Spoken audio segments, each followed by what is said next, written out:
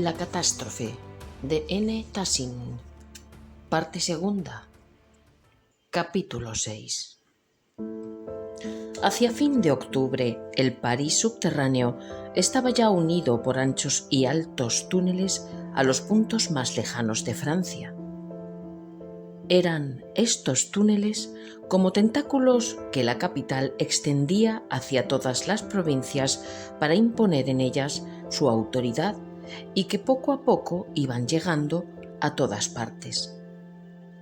A través de las ciudades, pueblos y aldeas alcanzaban las fronteras y se prolongaban hasta el mar. Por ellos llegaban, como por canales, los decretos, las instrucciones, las órdenes.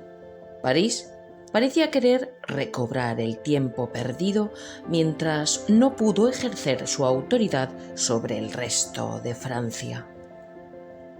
Y las provincias, como caballos que durante algún tiempo habían corrido libres, pero que sienten de nuevo la brida tirante en manos de un buen jinete, hubieron de someterse. De nuevo, reconocieron la autoridad de París, y algunas ciudades, especialmente del Mediodía y de Bretaña, que, en sus sueños de independencia, habían manifestado un cierto espíritu de rebeldía, recibieron de París, por los tubos tentaculares, tales amonestaciones que inmediatamente volvieron a un estado de docilidad perfecta. París volvía a desempeñar su papel tradicional. La gigantesca máquina administrativa, paralizada durante algún tiempo, volvió a funcionar de nuevo con redoblada energía, extendiendo su influencia a los 4 puntos cardinales, interviniendo en los asuntos locales y haciendo sentir en todas partes su influencia. Muchos de los antiguos funcionarios del Estado en provincias fueron reemplazados por otros mandados de París. Rápidamente adelantaba en los túneles la construcción de vías férreas por las cuales circulaban ya los giroscopios. Decenas de millares de kilómetros de alambre telegráfico, formando como un sistema nervioso extremadamente sensible del cual París era el centro. Se extendían por todo el país. Entre París y El Havre, Lyon, Marsella, Lilla, Brest y otras grandes capitales circulaban regularmente líneas de aerobuses. Bajo las bóvedas de piedra de las ciudades y pueblos volaban millares de aeromotores Lilliput. El canal de París se iba prolongando hasta unirse con los canales de otras ciudades, de suerte que pronto el país entero fue cruzado en todas direcciones por anchas vías de agua animadas por el tráfico de las embarcaciones eléctricas, canoas y barquichuelas. «No nos falta más que acorazados submarinos», decían bromeando las gentes. Al principio el tráfico de los giroscopios, los aerobuses y las embarcaciones eléctricas fue tan intenso que era preciso esperar semanas enteras antes de obtener un sitio. Nunca habían demostrado los franceses un tal apasionamiento por los viajes. Después de los 6 meses pasados dentro de los muros de sus ciudades o de sus casas, sentían la necesidad irreprimible de viajar a través de la Francia subterránea para darse cuenta de las maravillas de la nueva instalación. La afluencia de viajeros obligó a aumentar el número de coches, embarcaciones y aerobuses. El gobierno se vio obligado a publicar un decreto organizando viajes económicos para obreros a través de Francia. Casi no quedó habitante de París que en el curso de los primeros meses no visitara los centros principales de provincias. Estas correspondían de igual modo. Los habitantes de Lyon, Marsella, Nantes, Grenoble, Tolosa, Burdeos y Mons y demás ciudades llegaban sin cesar a París y paseaban por las calles dando muestras de asombro y entusiasmo. Los parisinos se prestaban encantados al papel de cicerones, ponían para ellos en escena el cielo nocturno con la luna y las estrellas y les mostraban orgullosos las maravillas arquitectónicas de la capital. La atracción de París era mayor que nunca, porque más que nunca estaban ahora concentrados en la capital las fuerzas artísticas del país. Tan pronto estuvieron restablecidas las comunicaciones, marcharon a París la mayor parte de los artistas de provincias. Además, eran muchas las capitales de provincia que todavía no tenían construido un teatro en la ciudad subterránea. No tardó en establecerse desde París una red fonoscópica que se extendía a toda la Francia subterránea. Terminada esta red, los habitantes de Bretaña y de la Alta Saboya podían ver y oír sin moverse de sus casas cuanto se representaba en el Teatro Central de París. Por el fonoscopo eran asimismo transmitidos a todos los rincones de Francia los discursos presidenciales, los sermones pronunciados en Nuestra Señora de París por los más célebres oradores sagrados y los cursos de conferencias de reputados profesores. París subterráneo, en mayor grado todavía que el viejo París de la superficie, atraía hacia sí las mejores fuerzas, absorbía la sangre y el jugo de las provincias, devoraba cuanto de espiritual, vigoroso y productivo existía en el país. Despóticamente imponía al resto de Francia su hegemonía intelectual. París lo era todo, y las provincias casi nada. Todo lo más un apéndice de la capital, un zócalo del monumento que la gran ciudad erigía a su propia gloria. Varios grandes centros de provincias, viéndose amenazados de muerte espiritual, hacían cuanto podían para defenderse contra el centralismo absorbente y amenazador de París. Lyon fue la primera ciudad en dar la señal de alarma.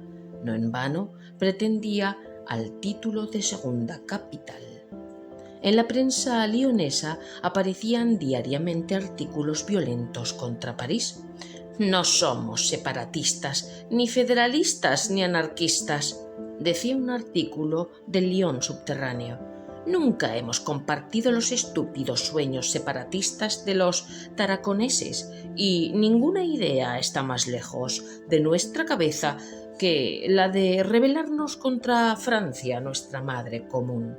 Lo único que queremos es que se reconozca nuestro derecho a la vida, a una existencia espiritual independiente».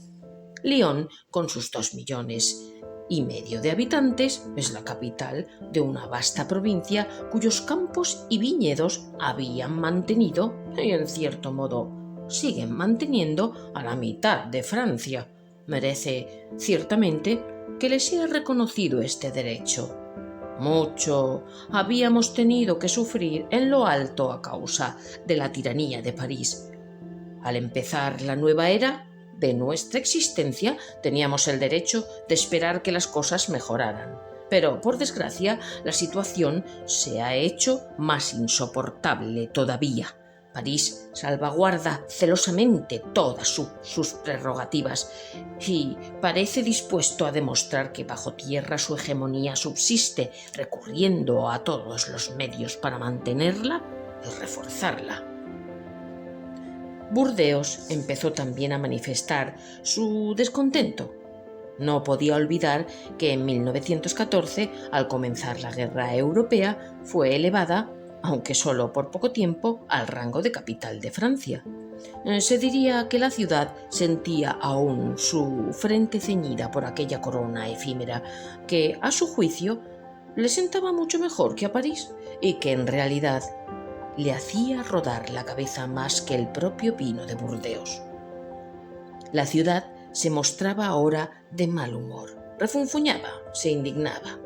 La prensa lanzaba rayos y centellas contra la dictadura de París y hacía comprender claramente al gobierno central que estaba entregado a un juego peligroso.